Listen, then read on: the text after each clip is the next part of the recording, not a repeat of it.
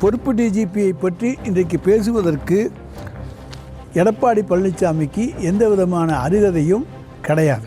யூடியூப்பில் வருகின்ற செய்திகளை எல்லாம் பேசுவதையெல்லாம் செய்தி என்று எடுத்துக்கொண்டு ஊடகங்களிலே பேசிக்கொண்டிருக்கின்றார் இன்றைக்கு அவர். எடப்பாடி பழனிசாமி தொடர்ச்சியாக தான் ஒன்றிய அரசின் சிறந்த சேவகர் என்பதை நிரூபித்து கொண்டிருக்கின்றார். அடிக்கடி அவர் செய்கிற வேலை அதுதான். ஒன்றிய அரசுக்கு எப்பொழுதெல்லாம் ஆபத்து வருகிறதோ அப்போதெல்லாம் குறுக்கே விழுந்து தமிழ்நாடு அரசின் மீது தேவையில்லாத குற்றச்சாட்டை சுமத்தி ஒன்றிய பாஜக அரசை காப்பாற்றி வருகிறார். அது டிஜிபி விவகாரத்திலும் நடந்திருக்கிறது. ஒன்றிய பாஜக அரசை காப்பாற்றி வருகிறார். ஆளுநர் மூலம் அதிகாரத்தை கைப்பற்றலாம் என்று எண்ணிய ஒன்றிய பாஜக அரசு அது டிஜிபி மூலம் நடந்து விடாதா என்று எண்ணினார்கள். அது இன்றைக்கு டிஜிபி மூலம் நடக்க முடியவில்லை.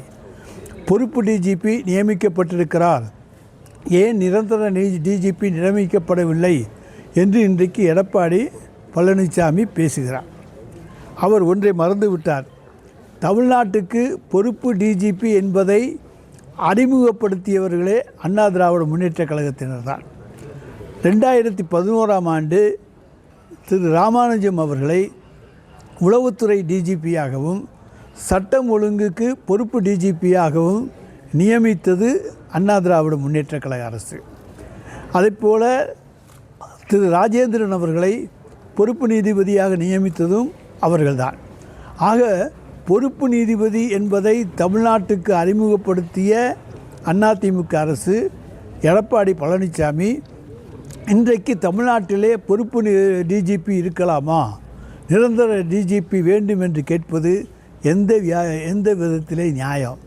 அவர் ஒன்றிய அரசினுடைய விசுவாசி அடிமை என்பதை நிரூபித்து கொண்டிருக்கிறார். இன்றைக்கு உத்தரப்பிரதேச மாநிலத்தை எடுத்துக்கொண்டிருக்கிறானால் அங்கே 5 பொறுப்பு டிஜிபிக்கள் இருந்து இன்றைக்கும் பொறுப்பு டிஜிபி தான் உத்தரப்பிரதேச மாநிலத்தில் இருக்கின்றார்.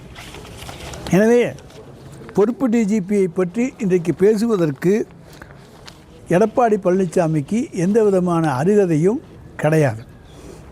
ஆனால் தமிழ்நாடு அரசை பொறுத்த வரைக்கும் திரு ஜங்கர் சிவாலு அவர்கள் பொறுப்பு டிஜிபியாக இருந்த பொழுது தன்னை நீடிக்க வேண்டும் என்று யூபிஎஸ்சிக்கு மனு கொடுக்கிறார். அது தள்ளுபடி செய்யப்பட்ட பிறகு ஒன்றிய அரசுக்கு நம்முடைய தமிழ்நாடு அரசு ஒரு பட்டியலை அனுப்புகிறது. அந்த பட்டியலிலே இடம்பெறாத ஒருவர் தான் டிஜிபியாக வர வேண்டும் என்று கோரிக்கையை வைக்கின்றார். அதனால் காலதாமதம் ஏற்பட்டு அவருடைய கோரிக்கையும் தவிர்க்கப்படுகிறது. பிறகு மீண்டும் ஒரு பட்டியலை யூபிஎஸ்சிக்கு தமிழ்நாடு அரசு கொடுக்கிறது. ஆனால் ஒன்றிய பாஜக அரசு தமிழ்நாடு விவகாரத்தில் தாங்கள் விரும்பிய டிஜிபியைத்தான் கொண்டு வர வேண்டும் என்கின்ற ஒரே நோக்கத்தோடு தமிழ்நாடு அரசு யாரையெல்லாம் கொண்டு வர வேண்டும் என்று விரும்பி கேட்டதோ அவர்களையெல்லாம் மறுக்கிறார்கள். எனவே தான் பொறுப்பு டிஜிபி நீடிக்கிறாரே தவிர இன்றைய பொறுத்த வரைக்கும் ஒன்றிய அரசுக்கு நாங்கள் பட்டியல் அனுப்பி இன்னார் என்று கேட்டிருக்கிறோம். அந்த மாநில அரசினுடைய விருப்பத்துக்கேற்பத்தான் டிஜிபி கொடுக்கப்படுவது அனுமதிக்கப்படுவது வழக்கம். ஆனால் இன்றைக்கு அப்படிப்பட்ட சூழ்நிலை இன்றைக்கு நடைபெறவில்லை என்பதை இங்கே நான் தெரிவித்துக் கொள்கின்றேன்.